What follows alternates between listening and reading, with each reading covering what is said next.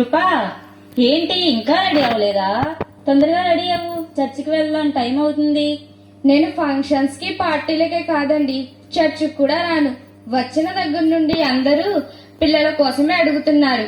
అడిగి నా బాధను రెట్టింపు చేస్తున్నారు. నేను రాను, మీరు వెళ్ళండి. చూడు కృపా, ఫంక్షన్లకి పార్టీలకి వెళ్ళకపోయినా నష్టం లేదు.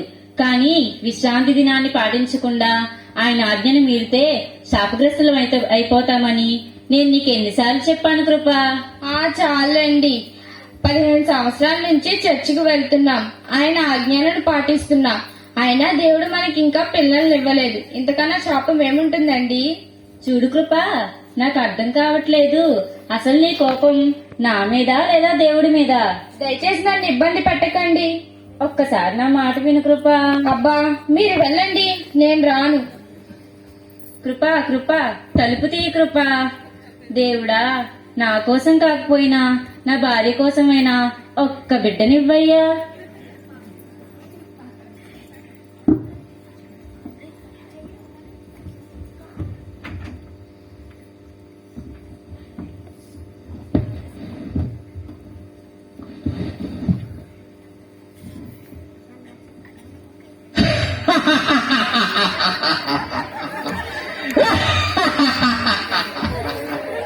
కృపా, ఓ దైవ కృప, చర్చికి వెళ్లకుండా చాలా మంచి పని చేశావు.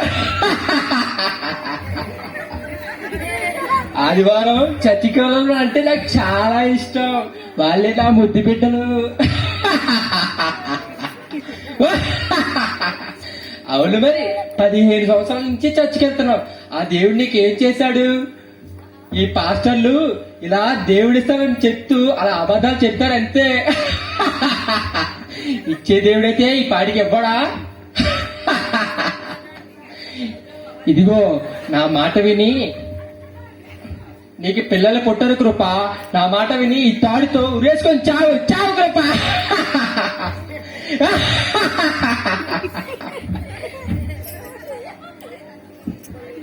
అవును, నేను చచ్చిపోతాను. పిల్లలు లేని బ్రతుకు నాకెందుకు? బ్రతికి నేను ఎవరిని ఉద్ధరించాలి? చచ్చిపోతాను.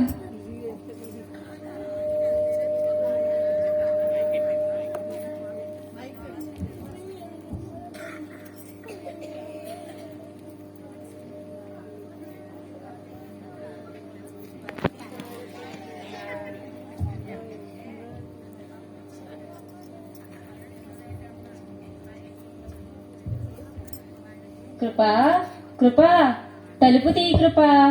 లోపల ఏం చేస్తుందో? కృపా కృపా, తలుపు తీ కృపా. కృపా, ఏంటి కృపా ఈ పిచ్చి పని? ఏంటి కృపా చేతిలో ఈ తాడు? ఏంటి కృపా, ఇన్నాళ్ళు చర్చికి వెళ్ళి ఇదే నేర్చుకున్నావా? అయినా చావు అన్నింటికీ పరిష్కారం కాదు కృపా. ఆత్మహత్య చేసుకొని బలవంతంగా చచ్చిపోతే నరకానికి వెళ్తాం కృపా. నన్ను క్షమించు కృపా. కోపంలో నీ మీద చేయి చేసుకున్నాను, అంతేకాని నీ మీద నాకు ఎలాంటి కోపం లేదు కృప. పిల్లలు లేకపోతే ఒక బిడ్డను తెచ్చుకొని పెంచుకుందాం. ఇంత మాత్రం దానికి ఇలాంటి పని చెయ్యొద్దు కృప. ఎప్పుడు నాకు మాట ఇవ్వు కృప, ఇలాంటి పని చెయ్యొద్దని. నన్ను క్షమించండి. దేవుని మీద కోపంతో ఆత్మహత్య చేసుకోవాలనుకున్నాను. దేవుడు మనకి పిల్లల్ని ఇచ్చినా ఇవ్వకపోయినా ఆయన కొరకే జీవిద్దాం. నన్ను క్షమించండి, ఇంకెప్పుడు ఇలాంటి పని చేయను. చూడు కృప, 10 మంది కుమారుల కంటే నువ్వు నాకు విశేషమైన దానివి కృప. పద, ఇద్దరం కలిసి వంట చేద్దాం.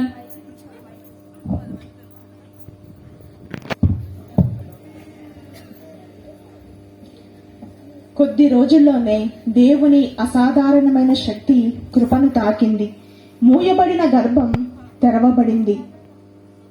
చక్కని అందమైన పాపతో దేవుడు వారిని ఆశీర్వదించాడు.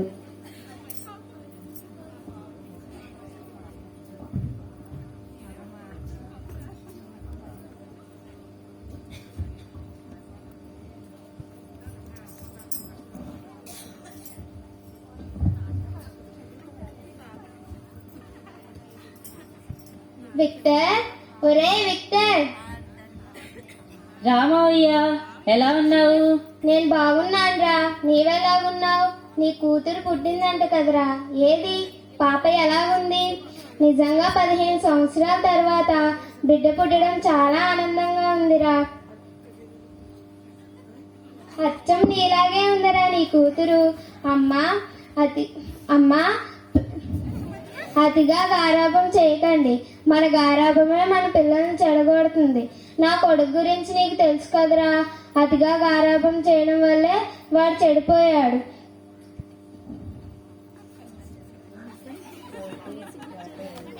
అమ్మా, పాపని జాగ్రత్తగా పెంచండి, అతిగా గారాబం చేయకండి. ఏది కావాలంటే అది కొనివ్వకండి. ఫోన్ విషయంలో చాలా జాగ్రత్తగా ఉండండి. పాపని జాగ్రత్తగా పెంచండి. ఇదిగో పాపకి ఏమైనా కొనివ్వండి. నేను వెళ్ళొస్తాను మరి.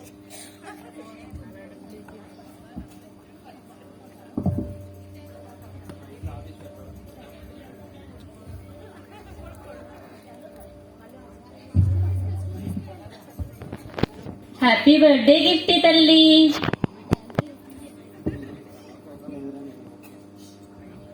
Thank you daddy. డాడీ, అసలు నాకు గిఫ్టీ అని పేరు ఎందుకు పెట్టారు? ఎందుకు పెట్టామంటే అమ్మా, నువ్వు మాకు లేక లేక 15 సంవత్సరాల తర్వాత పుట్టావమ్మా. అందుకే నీకు గిఫ్టీ అని పేరు పెట్టామమ్మా. ఈ సంతోషకరమైన సందర్భంలో నీకు ఒక గిఫ్ట్ తల్లి.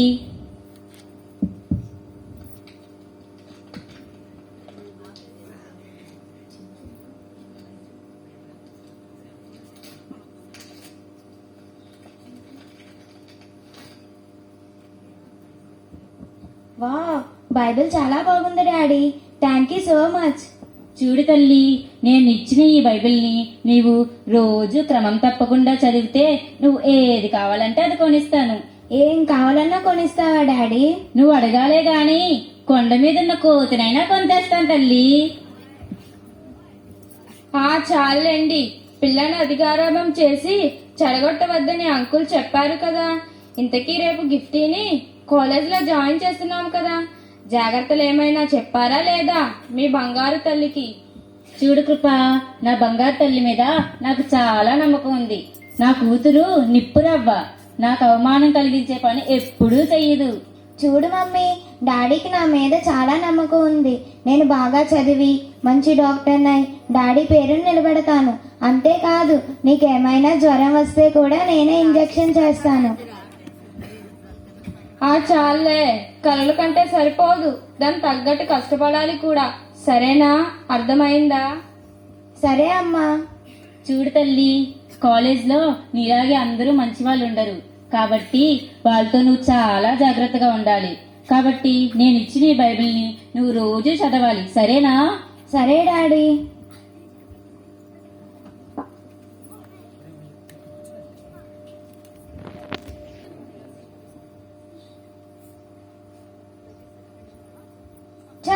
అరగంట నుంచి బస్ కోసం ఎదురు చూస్తున్నాను. ఒక్కటి కూడా రాదేంటి? ఈ బస్సులన్నీ ఎక్కడికి పోయాయో ఏంటో.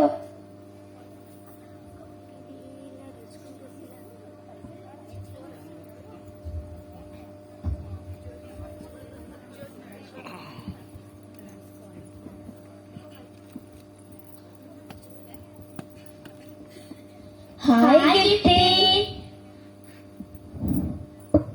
హాయ్ రమ్య. హాయ్ సిరి. ఏంటి, నీ బాయ్ ఫ్రెండ్ గురించి ఎదురు చూస్తున్నావా? ఛీ, నాకు ఎలాంటి బాయ్ ఫ్రెండ్స్ లేరు. నేను ఎదురు చూస్తున్నది బస్ కోసం.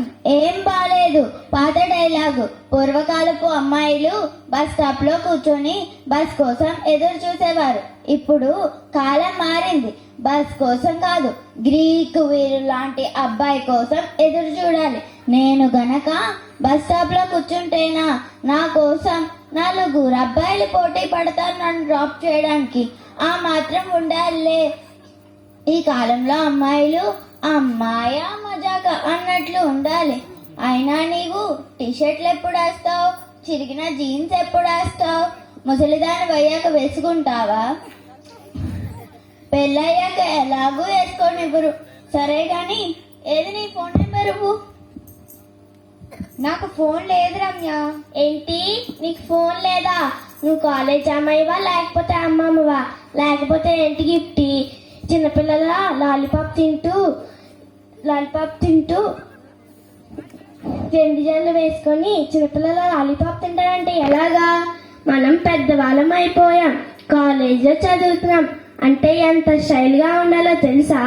మోడర్న్ డ్రెస్లు వేసుకోవాలి, ఫ్యాషన్ ఫాలో అవ్వాలి, బాయ్ ఫ్రెండ్స్ మెయింటైన్ చేయాలి. అప్పుడు చూడు 10 మంది అబ్బాయిలు మన వెంట పడతారు. అలా మన వెంట పడేలా చేసుకోవాలి. అయినా ఒక్కగానొక్క కూతురివి, ఆ మాత్రం ఫోన్ కొనలేరా మీ డాడీ? చూడు నా ఫోన్ ఎంత బాగుందో. ఇది మన చేతుల్లో ఉంటే ఈ ప్రపంచం అంతా మన చేతుల్లో ఉన్నట్టే. నీకేం కావాలన్నా పేచీ పెట్టి అన్నం తినడం మానే, అంతే. దెబ్బకి నీకేం కావాలన్నా వాళ్ళే కొంటారు. ఇది నా సీక్రెట్, ఎవరికి చెప్పకే. అలాగే నీకేం కావాలన్నా బాయ్ ఫ్రెండ్ ని మెయింటైన్ చేయి, వాళ్ళే కొంటారు. ఇంకా నీకు గిఫ్ట్లు. All the best Gifty, bye.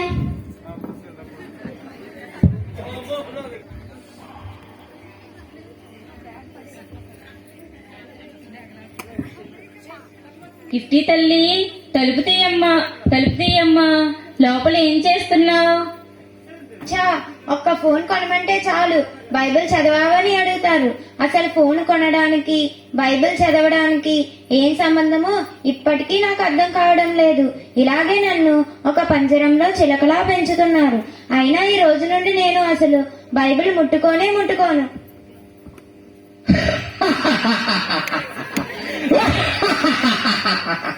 అదిరిపోయింది డైలాగ్.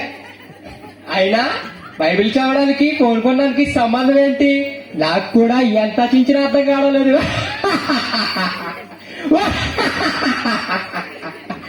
అయినా ఒక్క కూతురివి ఒక్క ఫోన్ కొనమంటే కొనట్లేదు మీ డాడీ. నీ ఫ్రెండ్ రమేష్ చూడు, వాళ్ళ డాడీ ఏం కావాలన్నా కొంటారు వాళ్ళ పేరెంట్స్.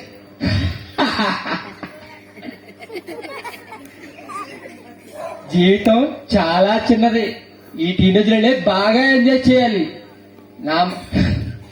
జీవితం చాలా చిన్నది, ఈ టీనేజ్లోనే బాగా ఎంజాయ్ చేయాలి.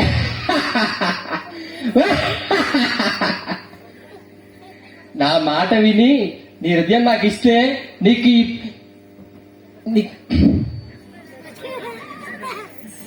నా మాట విని నీ హృదయం నాకు ఇస్తే నీకు ఈ ప్రపంచాన్నే ఇస్తాను. నీ తల్లిదండ్రులు నీకు ఇవ్వలేని స్వాతంత్రాన్ని నీకు నేనే ఇస్తాను. నీ హృదయాన్ని నాకు ఇస్తావా? అవును, నేను ఈ లోకం ఇచ్చే సంతోషాన్ని, ఆనందాన్ని అన్ని అనుభవించాలనుకుంటున్నాను.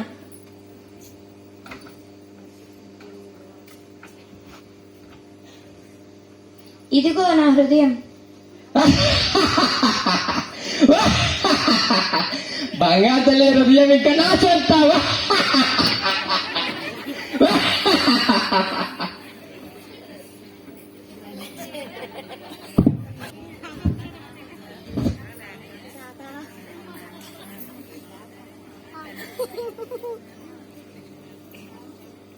విక్టర్, ఒరే విక్టర్. రామయ్య, ఎలా ఉన్నావు? నేను బాగానే ఉన్నాను గాని నీ కూతురు, అదే నీ బంగారు తల్లి ఏమేమి చేస్తుందో, ఎవరెవరితో తిరుగుతుందో చెప్దామనే వచ్చాను. మావయ్య, మీరు పొరపాటు పడి ఉంటారు. నా బంగారు తల్లి అలాంటిది కాదు మావయ్య. నా కళ్ళు ఇంకా బాగానే కనబడుతున్నాయిరా. నీ కూతురు రోజుకొకరితో పండెక్కి తిరుగుతుంది. 24 గంటలు ఆ సెల్ ఫోన్ తోనే ఉంటుంది. నేను ఇప్పటికొచ్చి ఒక 100 సార్లు చూసుంటాను రా. చివరకు నీతో చెప్దామనే వచ్చాను. పరిస్థితులు నీ చేయి దాటక ముందే ఒక మంచి సంబంధం చూసి దానికి పెళ్లి చేసే, లేకపోతే మన పిల్ల మన చేతుల్లో ఉండదు. ఇంకా నీ ఇష్టం, సరేనా? నేను వెళ్తాను మరి. మావయ్య ఏంటి అసలు అలా అన్నారు? నా బంగారు తల్లి అలాంటిది కాదే. ఎవరినో చూసి పొరపాటు పడి ఉంటారు.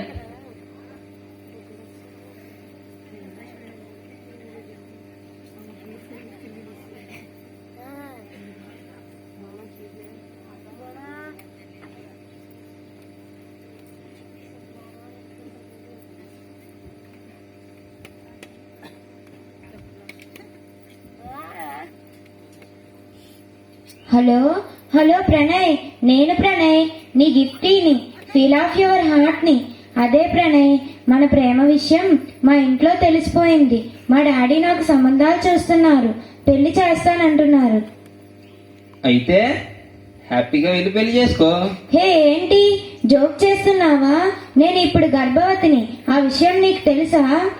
ఆ అయితే ఏంటి, అబార్షన్ చేయించుకో, కావాలంటే డబ్బులు నేను ఇస్తాను. ప్రణయ్, నన్ను పెళ్లి చేసుకుంటానని ప్రమాణం చేశావు కదా. పెళ్లి గిల్లి అంటూ నన్ను విసిగించుకో. నువ్వంటే నాకు ఇష్టం లేదు, సింపుల్ గా బ్రేకప్ చెప్పేసుకుందాం అంతే. ప్రణయ్, నువ్వంటే నాకు చాలా ఇష్టం ప్రణయ్. నువ్వు లేకపోతే నేను బ్రతకలేను ప్రణయ్. నేను పూర్తిగా నీకు బానిసైపోయాను ప్రణయ్. నీకు నేను ఎడిక్ట్ అయిపోయాను. ప్లీజ్ ప్రణయ్, నీ కాళ్ళు పట్టుకుంటాను, నన్ను మోసం చేయకు. హలో హలో, అయ్యో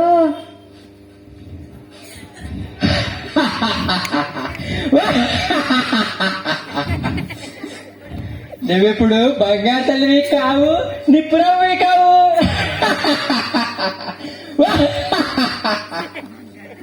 నువ్విప్పుడు ఆరిపోయిన పొగ్గువి.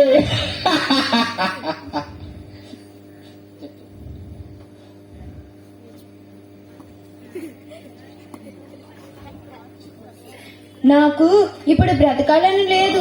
నేను నా తల్లిదండ్రులను మోసగించాను. నేను ఇప్పుడు గర్భవతినని తెలిస్తే నా తల్లిదండ్రులు అస్సలు తట్టుకోలేరు. చావాలి, నేను చావాలి. నువ్విప్పుడు చెడిపోయిన దానివి, బంగారు తల్లివి కావు. నువ్వు చచ్చిపోయే ముందు ఒక ఉత్తరం రాసి చచ్చిపోవు. ఆ ఉత్తరం చదివి నీ తల్లిదండ్రులు గుండె పగిలి చావాలి. ఆ ఒక్క దెబ్బతో 3 పెట్టలు. బంగారు తల్లి హృదయం, బంగారు తల్లి అంట, బంగారు తల్లి. నేను చావాలి. డాడీ, నన్ను క్షమించు డాడీ, నన్ను క్షమించండి. అమ్మా అమ్మా, నన్ను క్షమించమ్మా. నిన్ను అమ్మను మోసం చేశాను. మీకు ఇష్టం లేని పనులు నేను చేశాను డాడీ, నన్ను క్షమించండి. ఆ ఫోన్ మోజులో పడిపోయి మీరు ఇచ్చిన బైబిల్ పూర్తిగా చదవడం మానేశాను డాడీ. దేవునికి ఎంతగానో దూరం అయిపోయాను డాడీ. అయ్యో డాడీ, నన్ను క్షమించండి. అమ్మా, నన్ను క్షమించమ్మా. ఇంకా మీ చేత బంగారు తల్లి అని అనిపించుకునే అర్హత నాకు లేదమ్మా. అయ్యో, నన్ను ప్రేమించాడంటూ నన్ను మోసం చేశాడు. నేను ఇప్పుడు గర్భవతిని, ఇంకా మీ బిడ్డగా ఉండే అర్హత నాకు లేదు. డాడీ, నన్ను క్షమించండి. మీరు ఎంతో ముద్దుగా బంగారు తల్లి అని పిలుచుకునే నేను ఎంతగానో దిగజారిపోయాను. నేను నిప్పురవ్వని కాదు డాడీ, ఆరిపోయిన బొగ్గుని. అమ్మా, నన్ను క్షమించమ్మా. గుడ్ బై అమ్మా. నాకు ఇంకా అర్హత లేదమ్మా. మీ కూతుర్ని అనిపించుకునే అర్హత నాకు ఇంకా లేదు.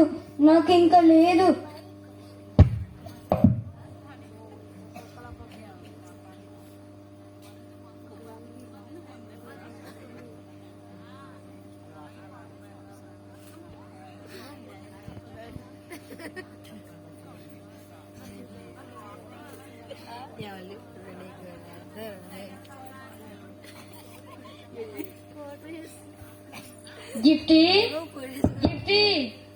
కాలేజ్ లేదా అమ్మా?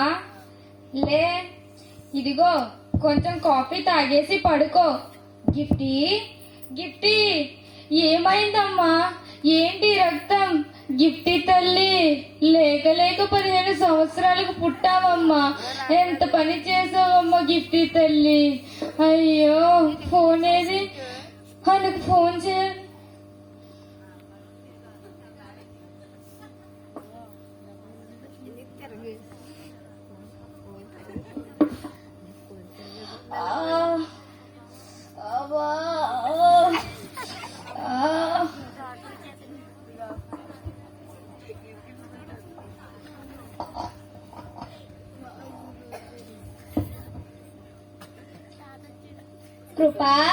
కృపా, గిఫ్టీకి మంచి సంబంధం చూశాను. ఇదిగో అబ్బాయి ఫోటో కూడా తీసుకొచ్చాను. కృపా, ఇదేంటి ఎవరు పలకరు? కృపా, ఏంటమ్మా? అయ్యో కృపా, ఏమైందమ్మా? అయ్యో గిఫ్టీ తల్లి, ఏమైందమ్మా? ఏంటమ్మా ఇలా పడున్నారు? కృపా, గిఫ్టీ, ఏమైందమ్మా? అయ్యో కృపా, గిఫ్టీ, ఏమైందమ్మా?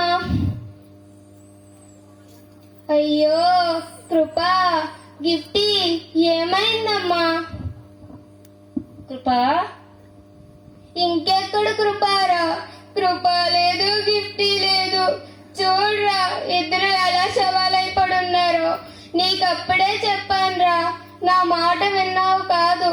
చూడరా ఇద్దరు ఎలా శవాలైపడున్నారో. నీకప్పుడే చెప్పానురా, నా మాట విన్నావు కాదు.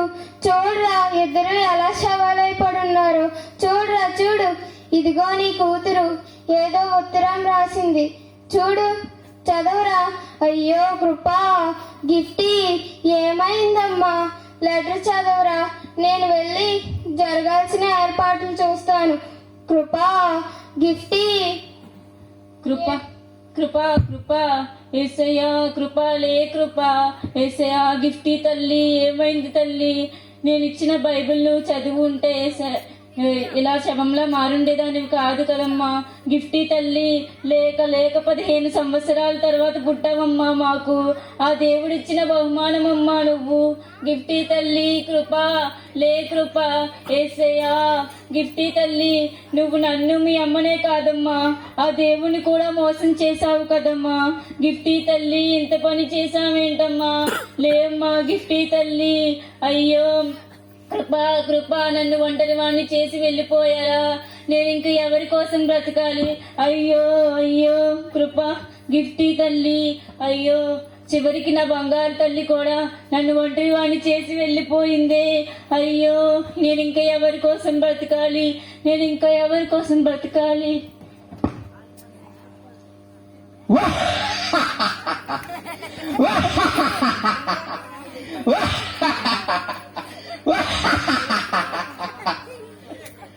నాకున్న సమయం చాలా తక్కువ.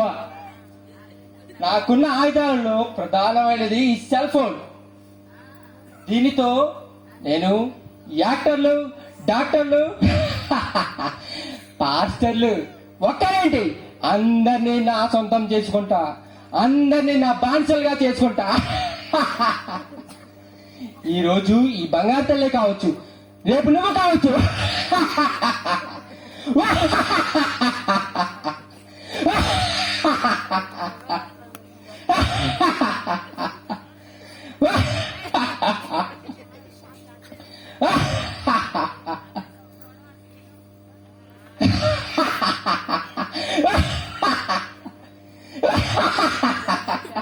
ఈ ఆధునిక కాలంలో మొబైల్ ఫోన్ ఉపయోగించిన వాళ్ళు ఎవరు ఉండరు. మొబైల్ వలన ఎన్నో ప్రయోజనాలు ఉన్నప్పటికీ పాపాన్ని విచ్చలవిడిగా తీవ్రంగా వ్యాపింపజేసే శక్తిగా మారిపోయింది.